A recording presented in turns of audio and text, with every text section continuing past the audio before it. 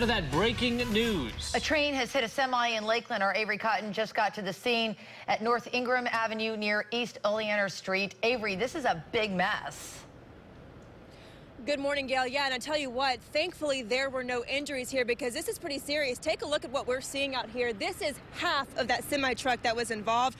This is at North Ingraham Avenue and East Oleander Street in Lakeland. Right now, Ingraham Ave still blocked off in both directions. Most likely will be for quite some time this morning.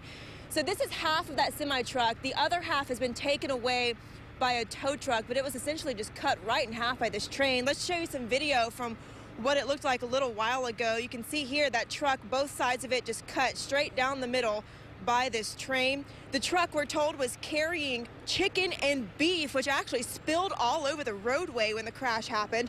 So that's one thing officials are working to clean up out here right now.